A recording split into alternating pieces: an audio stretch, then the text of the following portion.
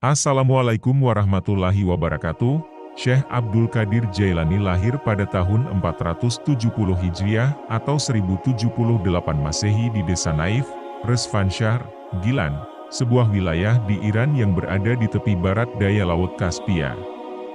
Nama lengkap beliau adalah Abdul Qadir Ibn Abi Shalih Abdullah Janki Dusat Al-Jailani. Al-Jailani adalah nama yang menunjukkan asal-usul beliau dari daerah Gilan. Beliau juga memiliki julukan Muhyiddin, yang berarti pembangkit agama, dan Gauk al-Azam, yang berarti penolong agung. Beliau berasal dari keturunan Nabi Muhammad SAW melalui cucu beliau, Sayyidina Hasan bin Alira. Ayah beliau bernama Abu Shalih Abdullah, seorang sufi yang taat beribadah dan zuhud.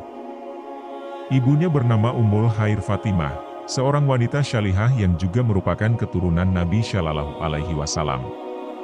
Beliau tumbuh sebagai anak yatim, karena ayahnya meninggal saat beliau masih kecil.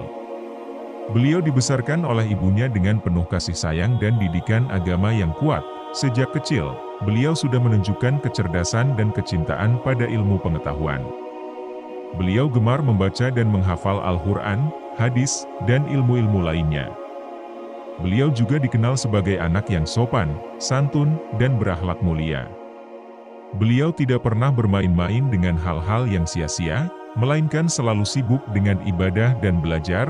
Ketika berusia 8 tahun, beliau bermimpi bertemu dengan Nabi Muhammad SAW, yang memberikan beliau perintah untuk pergi ke Baghdad, Irak, untuk menuntut ilmu.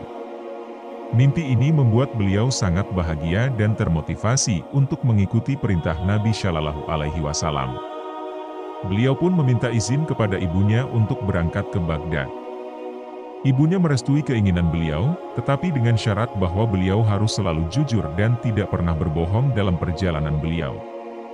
Beliau pun berjanji akan memenuhi syarat tersebut, dengan bekal sepotong roti dan beberapa keping uang. Beliau pun berangkat ke Baghdad pada tahun 488 Hijriah atau 1095 Masehi.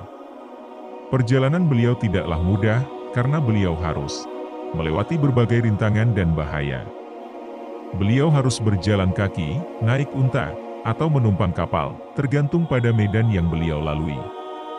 Beliau juga harus menghadapi cuaca yang ekstrim, binatang buas, perampok, dan orang-orang jahat yang ingin mencelakai beliau. Namun, dengan bantuan Allah Subhanahu wa Ta'ala, beliau selalu berhasil melewati semua cobaan tersebut dengan sabar dan ikhlas. Beliau juga selalu menjaga amanah ibunya untuk tidak pernah berbohong.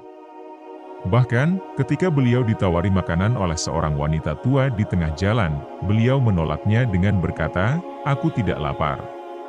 Padahal, beliau sangat lapar, tetapi beliau tidak mau berbohong, karena beliau masih memiliki sepotong roti yang diberikan oleh ibunya.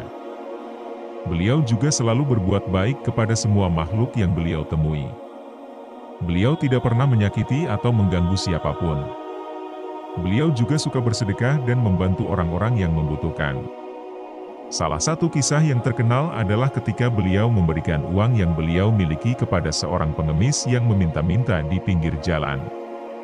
Beliau tidak menyisakan uang sedikit pun untuk dirinya sendiri, karena beliau yakin bahwa Allah Subhanahu wa Ta'ala akan memberikan rezeki yang lebih baik kepada beliau. Ketika sampai di Baghdad, beliau langsung mencari tempat untuk menuntut ilmu.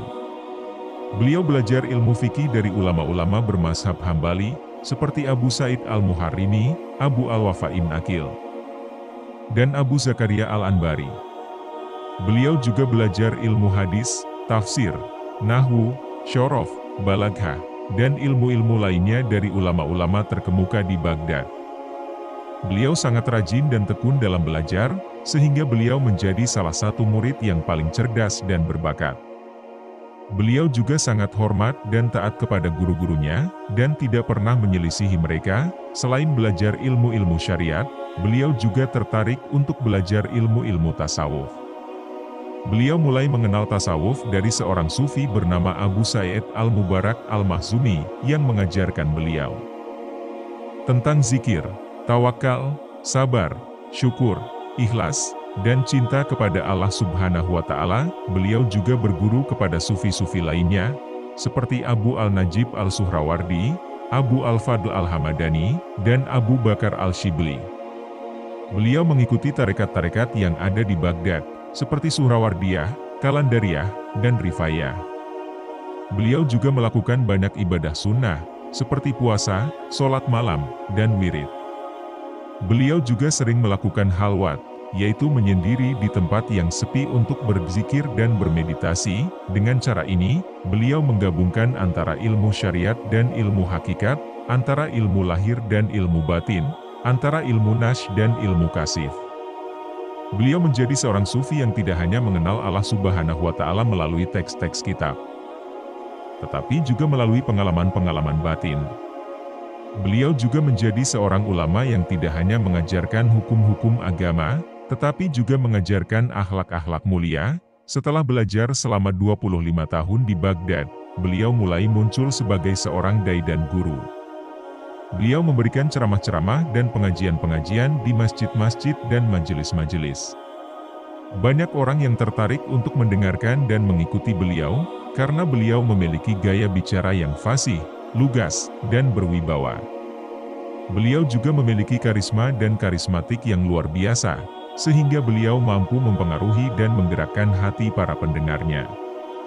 Beliau juga memiliki banyak karomah dan mukjizat yang menunjukkan keistimewaan dan keagungan beliau sebagai wali Allah. Salah satu karomah yang terkenal adalah ketika beliau memberikan ceramah di Masjid Al-Jami, Al-Kabir di Baghdad. Ketika beliau sedang berbicara tentang kekuasaan Allah Subhanahu wa Ta'ala, tiba-tiba langit menjadi gelap dan terdengar suara guntur yang menggelegar. Kemudian, terdengar suara yang berkata, "Ya Abdul Qadir, engkau benar. Aku adalah Allah, tidak ada Tuhan selain aku." Suara ini didengar oleh semua orang yang hadir di masjid, dan mereka semua tercengang dan takjub. Mereka pun bersaksi bahwa Syekh Abdul Qadir Jailani adalah seorang wali Allah yang istimewa. Begitulah kisah singkat tentang Syekh Abdul Qadir Jailani, seorang sufi yang menggabungkan antara ilmu syariat dan ilmu hakikat, antara ilmu lahir dan ilmu batin, antara ilmu nash dan ilmu kasif. Beliau adalah pendiri tarekat Qadiriyah, salah satu tarekat sufi tertua dan tersebar di seluruh dunia. Beliau juga dikenal sebagai Sultanul Aulia, Gaut Al-Azam, dan Muhyiddin, yang menunjukkan kedudukan dan keagungan beliau di sisi Allah Subhanahu wa Ta'ala. Semoga kita bisa mengambil pelajaran dan inspirasi dari kisah beliau, dan semoga kita bisa mengikuti jejak beliau dalam mencintai dan mengabdi kepada Allah Subhanahu wa Ta'ala. Amin ya Rabbal Alamin. Wassalamualaikum warahmatullahi wabarakatuh.